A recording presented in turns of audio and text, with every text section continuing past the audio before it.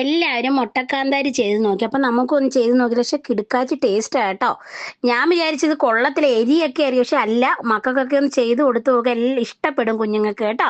വെള്ളം ചൂടാക്കാൻ വെച്ചു, മുട്ട ഇട്ടു. അതിനകത്തോടെ ആദ്യമേ ഇച്ചിരി ഉപ്പിട്ടിട്ടുണ്ട്. അപ്പം മുട്ട പെട്ടെന്ന് പൊളിഞ്ഞു പോകത്തില്ല. നാടൻ മുട്ടയാ.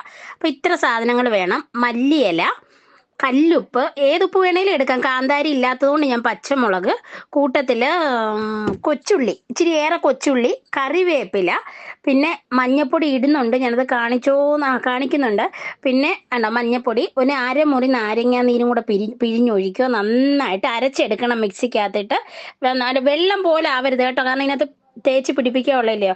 എന്നിട്ട് ശകലം വെളിച്ചെണ്ണയും കുഴിച്ച്, കാന്താരി ആകുമ്പോൾ എനിക്കൊന്ന് ഭയങ്കര എരിയായിരിക്കും. എനിക്ക് തോന്നുന്നു അതിലും നല്ലത് പച്ചമുളകായിരിക്കുന്നേ. നാടൻ മുട്ട ആയതുകൊണ്ട് ഇങ്ങനെ ഇളന്നിരിക്കുന്നത്. എന്നിട്ട് ഇതിനകത്തോട് പുഴുങ്ങിയ മുട്ട ഒന്ന് കീറിയിട്ട് ഇത് മസാല ഫില്ല് ചെയ്ത് വെച്ച് കൊടുക്കണേ. ഓരോന്നോരോന്നായിട്ട് ചെയ്ത് കൊടുക്കണം. ഇതൊക്കെ കൊള്ളോ ഇല്ലയോ എന്ന് അറിയാതൊക്കെ ചെയ്ത് നോക്കാം. പക്ഷെ കിടുവായിട്ട് കേട്ടോ. ആ കൂട്ടത്തിൽ നല്ല സൂപ്പർ കട്ടൻ ചായയും കൂടെ ഞാനെല്ലാം ഉണ്ടാക്കി. ലച്ചുമോള കട്ടൻ ചായ ഉണ്ടാക്കി വെച്ചിട്ട് ഈ മുട്ട ഫില്ല് ചെയ്ത് വെച്ച് അങ്ങോട്ട് എടുത്ത് കഴിച്ചു നോക്കി കേട്ടോ.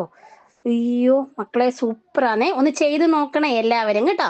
നല്ല ആയതുകൊണ്ടാണ് ഞാൻ പറയുന്നത്. അപ്പം ഭയങ്കര ടേസ്റ്റ്. കൂട്ടത്തിൽ ആ തേയില വെള്ളവും കൂടെ കുടിക്കുമ്പോൾ ഉണ്ടല്ലോ, ഭയങ്കര ടേസ്റ്റ്. വലിയ എരിയില്ലായിരുന്നു കേട്ടോ, കാരണം ഞാൻ 3 പച്ചമുളക് ഇട്ടോളും മക്കൾക്ക് കഴിക്കേണ്ടിയിട്ടേ. അപ്പൊ എല്ലാവരും ഒന്ന് ചെയ്ത് നോക്കിയിട്ട് ഒന്ന് അഭിപ്രായം പറയണേ.